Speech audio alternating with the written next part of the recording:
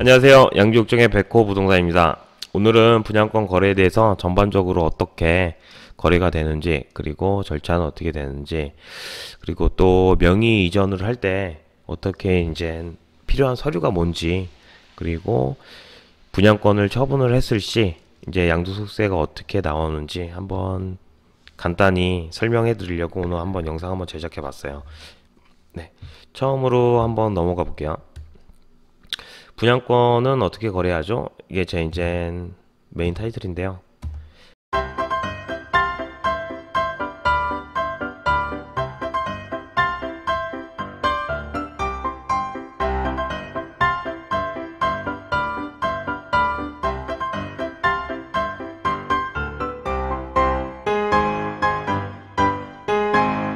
드려 보도록 할게요. 처음에 이제 정부 정책이에요. 왜 이렇게 갑자기 많이 세금을 내야 되냐 이런 분들도 많은데 그 이유는 그래요. 수도권 지역을 중심으로 해서 재건축 재개발에 따른 아파트 입주권하고 분양권이 전매 열풍이었었어요. 예전에 많은 사람들이 이와 같은 분위기에 휩쓸려서 많이들 이제 단기 차익을 많이 보셨는데 그 와중에 많이 이제 불법적인 것도 성행했고 양도소득세 같은 부분도 많이 이제 다운 같은 것도 했기 때문에 이제 문재인 정부 쪽에서는 더 이상 못 봐주겠다. 그래서 브레이크를 조금 걸어줬어요. 지금 같은 경우에는 이제 대출도 신 DTI랑 DSLR 때문에 많이들 이제 걱정들 많이 하시는데, 그리고 분양권도 전매 제한 기간이 이제 걸려 있고, 그러니까 뭐 전반적으로 지금 대책 분위기는 많이 이제 브레이크를 조금 많이 잡아주려고 하는 분위기인 것 같아요. 그래서 이제 전매 제한 기간을 이제 뒀죠. 맨 처음에 이제 투기과열지구를 이제 지정을 했고, 분양권 전매 제한을 이제 강화를 했어요. 정부 정책이에요. 뭐 정책이야 어차피 이제 계속 이제 변하고 돌고 도는 거니까 언젠간 또 풀어질 거라고 생각되고요. 다음 장은 전매 제한 기간이에요. 어디에서 제한이 되는지 보시면 광역지자체 보시면 서울, 경기, 부산, 세종이에요. 서울은 또 강남 4구랑 강남 외랑 나눠져요. 여기는 이제 도봉구, 노원구, 뭐 광진구도 있겠고 관악구도 있겠죠. 이런 부분이 있고, 서울 같은 경우에는 민간 공공이 전부 다 소유권 이전 등기 시까지 이제 미뤄졌어요. 전매 제한이 많이 미뤄졌어요. 강남 4구 외에는 약간 이제 민간 같은 경우에는 1년만 연장한 이제 1년 6개월이고요. 공공 같은 경우에는 따라가야 되겠죠. 정부 정책을.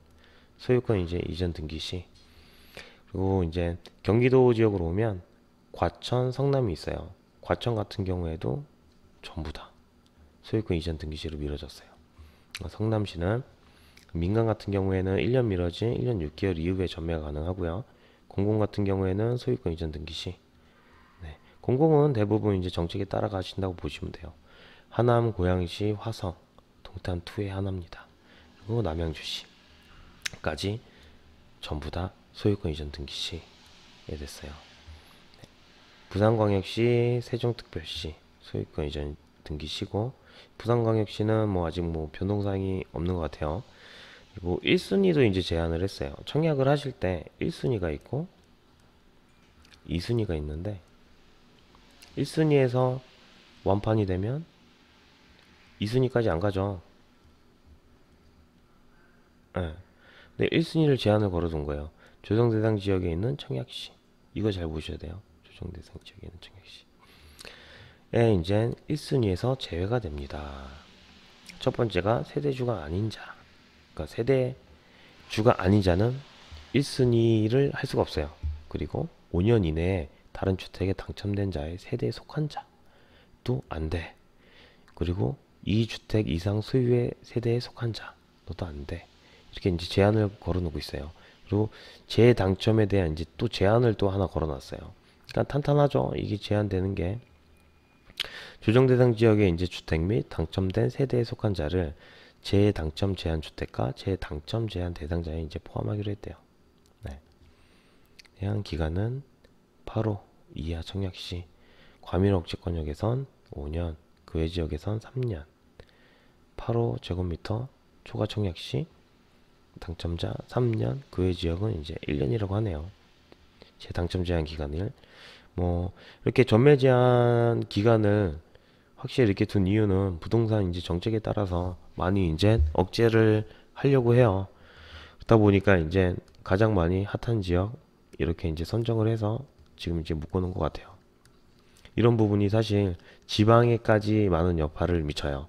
여기만 미치면 되는데 여기 플러스 이제 지방까지 이제 미치다 보니까 이런 분양권 수요 자체가 이제 꽁꽁 얼어요.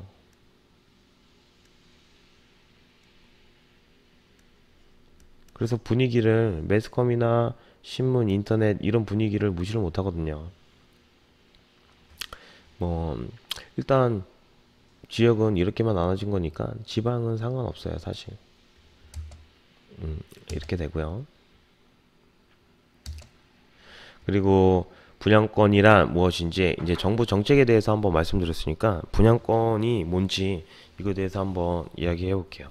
이게 먼저 분양이란 뭘까? 예. 이 분양이라는 이제 사전적 의미는 이제 토지나 이제 건물 같은 거를 이제 쪼개서 이제 다른 이제 분들한테 이제 파는 행위를 말해요. 뭐 예를 들어 갖고 이게 토지다. 이렇게 나왔어요. 그럼 이거를 다른 분들한테 이제 파는 거예요.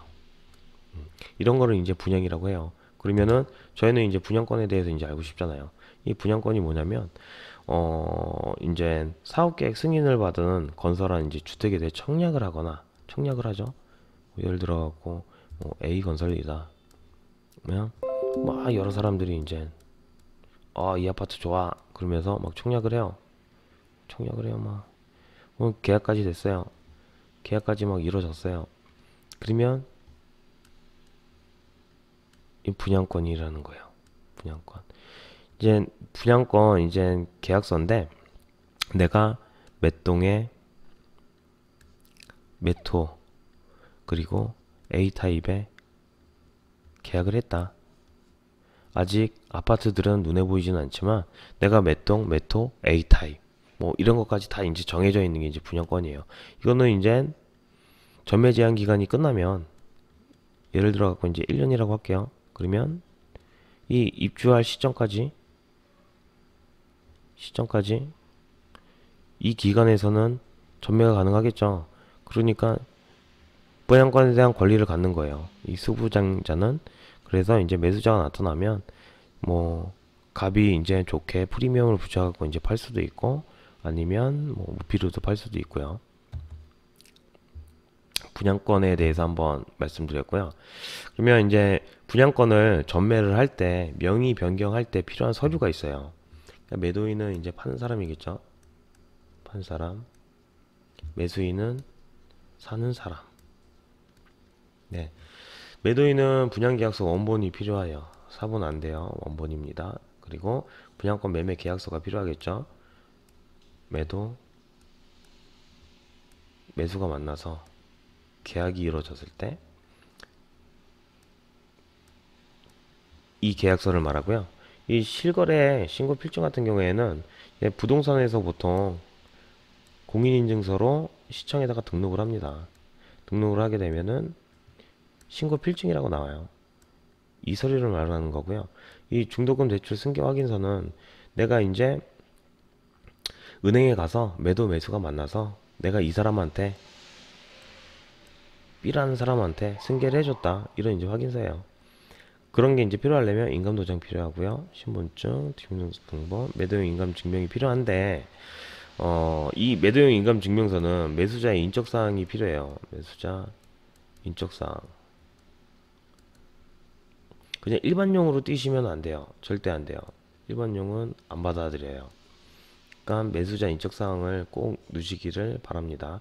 이것 때문에 계약하기 이제 뭐 명의 변경하기 뭐 불가 이제 그때 이제 아셔갖고 이거를 이제 누락이 돼갖고 읍사무소나 동사무소에 부랴부랴 뛰어가시는 분이 있어요. 그러니까 미리미리 이런 거는 숙지를 하셔야 돼요. 그리고 그 다음에는 이제 매수인이 이제 필요한 서류인데 매수인은 이제 인감 증명이 필요하고요. 주민등록 등본 필요하고 그리고 인감 도장이 필요해요.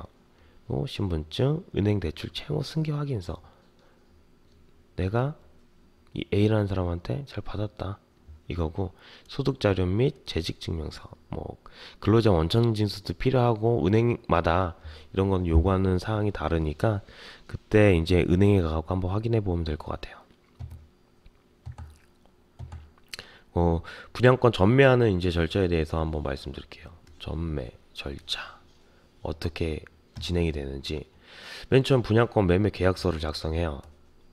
A와 B가 만나서, 매수가 만나서 계약을 이제 진행을 하게 됩니다. 이렇게 하게 되면 분양 이제 계약서 말고 분양 매매 계약서라고 이제 부동산에서 이제 적어주는 게 있어요. 띵띵띵 띵띵띵, 여기 뭐 매수 도장이 들어가겠죠. 이 계약서랑 거mit날이 또는 이제 실거래가 신고, 이게 이제 필요한데, 이게 제가 아까 말씀했던 신고필증이고요. 그리고 은행 대출 채무 승계, 이 두 개가 이제 마련이 됐으면 은행에 갑니다. 은행에 가서 매수 앉아 있고, 그리고 채무를 이제 승계를 해요. 보통 이제 중도금을 이제 승계를 하는데, 그 승계하는 과정은 이제 은행에서 다 이제 진행을 합니다. 그리고 이 승계까지 맞춰졌다 그러면 권리 의무 승계를 해요. 이거는 보통 이제 건설사에서 하는데, 이제 지금 이제 짓고 있겠죠. 이제 뭐 분양권 뭐 이렇게 이제 지어지고 있어요. 그러면 이 뭐 명의 이전 사무실 뭐 이렇게 적혀져 있어요. 그러면 이 컨테이너에 들어가서 이제 직원분들이 이제 도장을 갖고 찍습니다. 그러면 분양권 거래는 이제 마무리가 되는 거예요. 계약서를 보시면 분양권 매매 금액이라고 있어요. 이 금액에 이제 뭐뭐가 이제 포함이 되어 있는지 한번 볼게요. 처음은 계약금이 들어가겠죠. 그리고 이제 중도금이 들어가요. 예를 들어가고 분양가액이 3억 원이다. 면 이 계약금은 보통 이제 10%예요. 10% 잡을게요. 그러면 3천만 원. 중도금은 납입 횟수에 따라 달라요. 납입 횟수 따라 다름. 뭐 중도금이 예를 들어 갖고 1억 원이 들어갔다고 칠게요. 그리고 발권료 확정 금액, 이것도 기납부한 확정 금액이에요. 건설사마다 다른데 보통 확정 금액 같은 경우에는 50% 받는 데도 있고 100만 원 받는 데도 있고 뭐 500만 원 받는 데도 있는데, 저는 여기다가 100만 원이라고 적을게요. 그리고 가장 중요한 거죠. 이제 프리미엄. 매도자가 내놓은 가격이에요.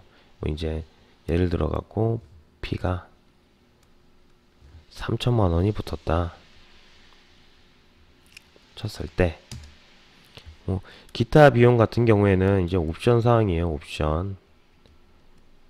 옵션 사항인데, 예를 들어 갖고 시스템 에어컨이 있겠죠. 에어컨하고 뭐 붙박이장이 있는데, 이런 거가 만약에 예를 들어 갖고 이거는 나는 기본만 했다, 0원이었다 하면 매매 금액은 1번 더하기 2번 더하기 3번 더하기 4번 이렇게 되는 거예요. 1억 3천, 1억 6천, 1억 6천 100만 원이 되겠네요. 매매 금액 1억 6천 100만 원이 돼요. 근데 가장 궁금해 하시는 게 이 부분이에요. 매매 금액이 1억 6천 100만 원인데 내가 이제 명의를 이전할 때 총 필요한 돈이 얼마냐? 1억 6천 100만 원 너한테 줘야 되냐? 그거는 절대 아니죠. 왜냐하면 이 중도금에서 이건 승계를 받기 때문에 이게 승계 부분이잖아요. 은행에서. 그래갖고 이게 빠지게 돼요. 그러면은 명의 이전 시 필요한 금액은 필요 금액은 2번 아니고요. 1번 더하기 확정 금액, 3번 더하기 프리미엄, 4번 더하기 5번 이렇게 돼서 나오는 거예요. 그러면 계약금이 이제 3천만 원이고요. 그리고 프리미엄 3천만 원. 그리고 발권 약정 비용이 100만 원이니까 6,100만 원. 이게 이제 필요한 금액이 되는 거예요. 그러니까 내가 이제 매도자한테 6,100만 원을 이제 뭐 납부를 하면, 그러면 이제 분양권을 이제 가지고 올 수 있다는 말이죠. 그러니까 이거에 대해서 많이 헷갈리는데, 뭐 가장 이제 중요한 건 뭐 분양가액의 계약금 주고, 그리고 발코니 확장 비용 주고, 그리고 프리미엄 주고, 그리고 기타 비용 주고, 이렇게 이제 네 가지를 이제 합산을 하면 그게 이제 명의 이전 비용이라고 생각하시면 돼요. 매매 금액에 대해서 말씀드렸고, 그리고 이제 다음 장은, 그리고 분양권 전매를 했을 때도 이게 거래 대상이에요. 그래서 신고는 이제 필수적으로 이제 하셔야 돼요. 분양권 계약을 한 후 무엇을 해야 할까요? 신고를 해야 되겠죠? 매도인은 60일 이내에 양도소득세를 신고해야 합니다. 아파트 분양권을 양도하는 경우 이제 양도소득세에 대해서 한번 이야기해 보려고 하는데, 뭐 지금 양도소득세율이 이렇게 나와 있고요. 기간이 나와 있는데 1년 미만은 뭐 사실 지금 의미가 없겠죠. 전매 제한 기간이 보통 이제 1년 이상이니까